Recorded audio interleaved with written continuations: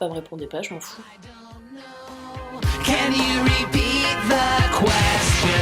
You're not the boss of me now. You're not the boss of me now. You're not the boss of me now. And you're not so big. You're not the boss of me now. You're not the boss of me now. You're not the boss of me now. And you're not so big. Life is unfair.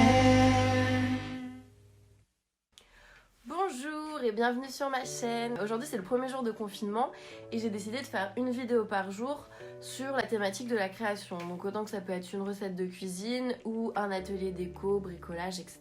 J'espère que ça vous plaira. Moi je sais que je vais prendre beaucoup de plaisir à réaliser ces vidéos et puis ça va m'occuper parce que c'est quand même un petit peu la merde quoi. Vous n'êtes pas sans savoir que c'est bientôt Halloween. Aujourd'hui, je vais vous emmener avec moi dans ma cuisine pour préparer une soupe de potimarron et customiser le potimarron pour faire une déco d'Halloween. Je suis un peu dégoûtée parce que je voulais le faire sur une citrouille à la base, mais hier c'était un peu la cohue et je suis allée seulement au Super U et il n'y avait plus de citrouille. Donc voilà, tant pis. J'avais fait cette activité l'année dernière avec une copine. Margot, je te fais des gros bisous. Vous pouvez voir ici ce qu'on avait fait. C'était vraiment super chouette, ça nous avait occupé toute l'après-midi et ça nous avait permis de manger de la soupe pendant 2-3 jours. Bon après faut aimer mais voilà c'était super. Pour le déroulement de cette vidéo, en première partie il y aura la confection de la soupe et en deuxième partie la customisation du potimarron. Donc j'espère que ça va vous plaire, j'espère que je vais réussir à faire ce que je veux et que le résultat sera super chouette. Nous voici dans la cuisine en compagnie de ce joli potimarron. Ça m'a coûté 1,40 € je crois. On va passer à la découpe pour créer une sorte de petit chapeau pour après avoir la tête de monstre d'Halloween. Tout d'abord, munissez-vous d'un couteau qui coupe. Attention aux enfants, aidez-vous d'un adulte parce que ça peut être très dangereux. On va venir faire une incision en cercle tout autour. On va venir creuser vers l'intérieur comme ça. Je sais pas si c'est très clair, mais bon, c'est parti.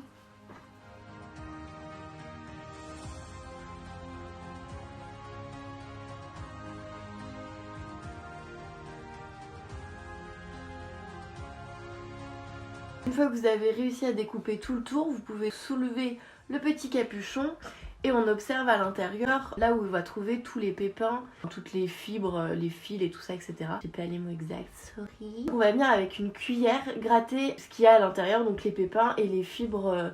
Vous savez ce qui va pas être intéressant à manger gustativement parlant, ça va pas être bon. On vient évider le potimarron et c'est parti.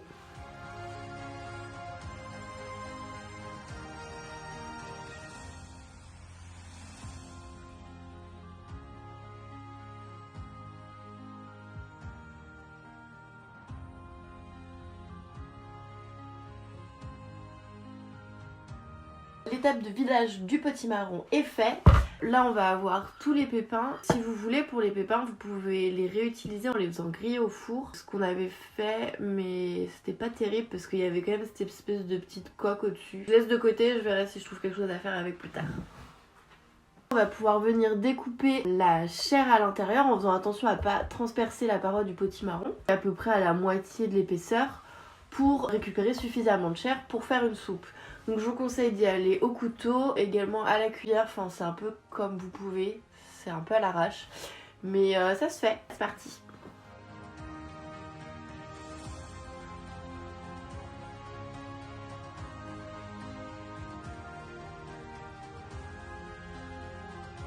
J'ai fini d'évider le potimarron au mieux que je pouvais. Voilà ce que j'ai récolté au niveau de la chair. C'est sûr que comparé à la citrouille de la dernière fois, c'est ridicule.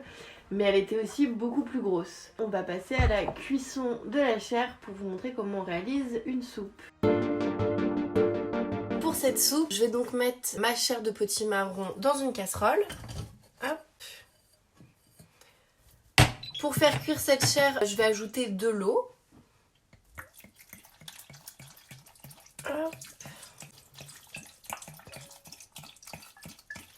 Donc il en faut suffisamment pour que la chair soit vraiment immergée dans l'eau, mais pas trop non plus, pour pas que votre soupe ait trop goût de flotte. Moi avec ceci je vais rajouter de la patate douce, parce que j'ai peur de pas avoir assez de soupe et je trouve que les mélanges de légumes Je sais pas trop si c'est des légumes, mais bref. Je trouve que les mélanges font bien et ça permet de donner un goût plus travaillé, on va dire. Mais après, vous pouvez soit ne rien ajouter, vous pouvez ajouter de la carotte, de la patate normale ou d'autres légumes verts. C'est vraiment selon les goûts et les couleurs, en fonction de ce que vous avez dans votre frigo ou de ce qui vous fait plaisir. Je vais rajouter un peu d'eau parce que là, je vais pas en avoir assez dans ma casserole. Hop. Vaut mieux en mettre plus au début. Je vais laisser 10-15 minutes à cuire à feu moyen. Une fois que cette cuisson est terminée, si je sens qu'il y a trop d'eau, vu qu'il y en a quand même pas mal qui va s'évaporer, je peux quand même en égoutter un petit peu avant de mixer le tout. 15 minutes sont passées.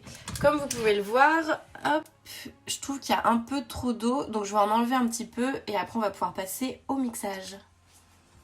J'ai réduit un peu le niveau d'eau et maintenant on va pouvoir, avec mon bras robot mixeur, mixer le tout.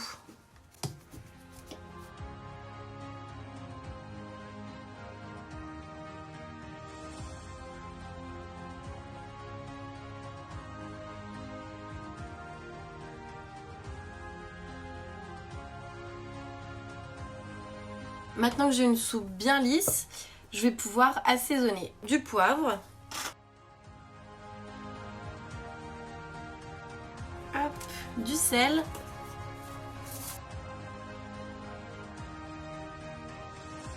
je vais ajouter du gingembre,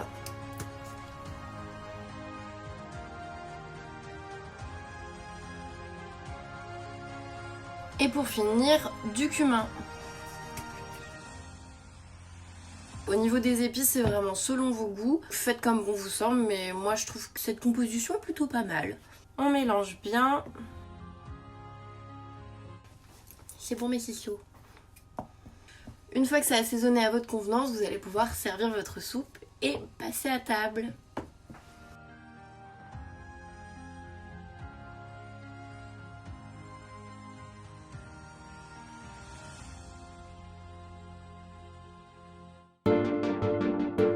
Je tenais tout d'abord à m'excuser pour le bruit, mes voisins sont en plein travaux de rénovation, on n'y peut rien, c'est comme ça. On va commencer à préparer notre tête de monstre pour Halloween. Ce qu'on va faire, c'est qu'on va se munir d'un petit crayon et on va commencer par faire notre dessin avant de passer à la découpe.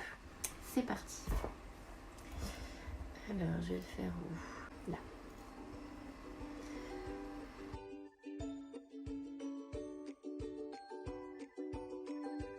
C'est fini, mon dessin est fait, c'est relativement grossier mais le résultat sera quand même pas mal. Ce qui va se passer, c'est que l'intérieur de mes dents, donc toute cette partie ici, on pourra passer notre doigt dedans. Et ensuite la partie qu'il y a autour, je vais juste enlever la première peau du petit marron. Comme ça quand on mettra une bougie à l'intérieur, on aura vraiment cet effet de transparence qui va se jouer et ça fera d'autant plus ressortir les dents. Au niveau des yeux, ça va être pareil. Je vais enlever cette partie-là complètement, donc je pourrais passer mon doigt à travers. Et cette partie-là qui va représenter la pupille de l'œil, on va dire, je vais enlever la première peau pour qu'il y ait un effet de transparence intéressant. Donc voilà, c'est parti. Je me munis d'un petit couteau. Vous pouvez également faire ça avec un cutter. Les enfants, attention, faites ça avec un adulte parce que ça peut être dangereux. C'est parti.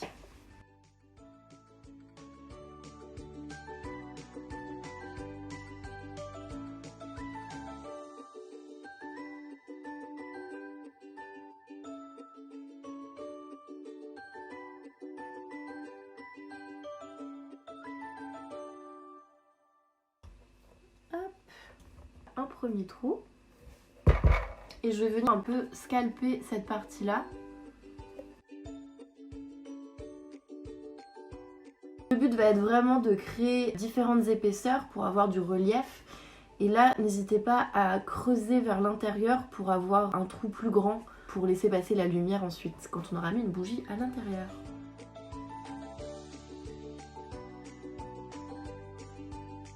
Ça avance doucement mais sûrement. Là j'ai fait le trou de l'intérieur de la bouche et maintenant je vais venir enlever la première peau, scalper en fait le petit marron pour avoir cet effet de dégradé, de relief.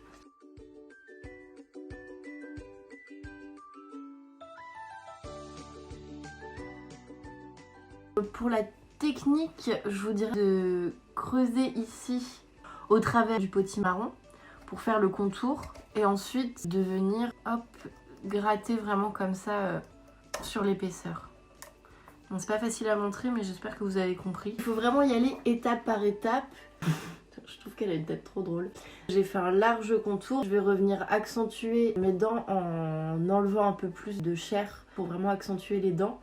La tête de mon potimarron de petit monstre est finie. Si jamais le petit chapeau tombe à l'intérieur parce que vous avez trop creusé, je vous conseille de mettre des petits pics en triangle pour que ça retienne le petit chapeau. Voilà. C'est parti pour le test avec la bougie. Ça y est, il fait suffisamment noir pour vous montrer le résultat de la tête de monstre avec la bougie à l'intérieur. Hop. Je mets le petit chapeau mais faites attention à ne pas le laisser fermer si vous mettez une bougie à l'intérieur car ça peut brûler. Je vais vous montrer avec la lumière éteinte.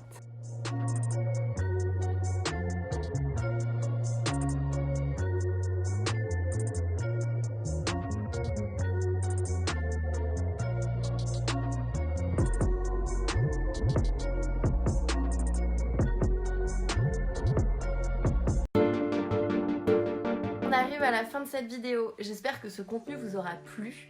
N'hésitez pas à m'envoyer vos citrouilles sur Instagram, ça me fera grandement plaisir de voir vos créations. Sur ce, je vous dis à demain pour une nouvelle vidéo. N'hésitez pas à mettre un petit pouce, à me dire en commentaire ce qui vous a plu ou ce que je pourrais améliorer. Merci d'avoir regardé jusqu'ici, à bientôt, bye!